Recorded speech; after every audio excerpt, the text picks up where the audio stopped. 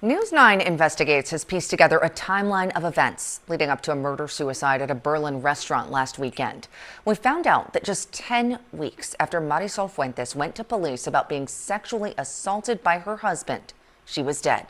Here's a look at how this unfolded. On April 25th, Fuentes went to police and told them that Michael Gleason Jr. had kidnapped and sexually assaulted her. An arrest warrant was issued the very next day. Well, the day after that, there was a bail hearing where the magistrate let Gleason go on $5,000 bail. Now, one day later, a domestic violence order of protection was granted to Fuentes. And then a month later, on May 21st, the case is moved to Superior Court, and that's when a judge there kept Gleason's bail at $5,000. That same day, also May 21st, Fuentes filed a petition for divorce. Then, on July 1st, a stalking order was granted to another woman who accused Gleason of sexual assault.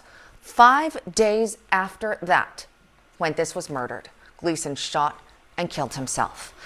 WMUR's Alana Flood has been digging into all of this. Alana, you have learned that the magistrate who initially set that bail has been in the spotlight before. Yes, that's right, Monica. The magistrate was actually the same magistrate who released a Manchester stabbing suspect in February, and that triggered a firestorm of criticism of the state's bail laws. And since we first broke that news at noon, there are now calls for that magistrate's resignation.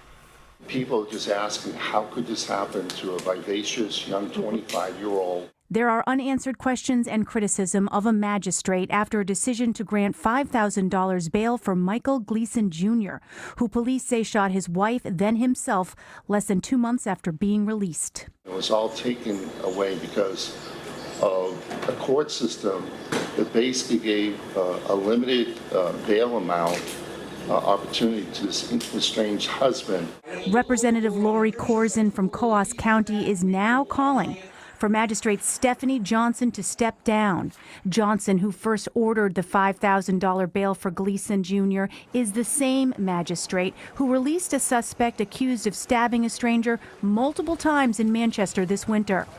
Gleason was facing felony charges of kidnapping, sexual assault, and domestic violence. The magistrate's bail order was later upheld by a judge, despite prosecutors asking on multiple occasions that Gleason be held without bail. Were you surprised that there was a $5,000 bail granted by the magistrate?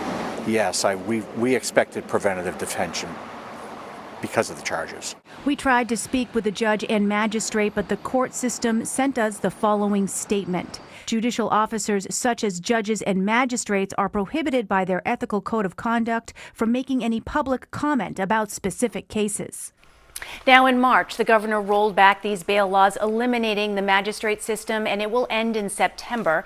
Representative Corzine said today in her call for Johnson's resignation, accountability is essential to restoring public trust and confidence. In the studio, Alana Flood, WMUR News 9.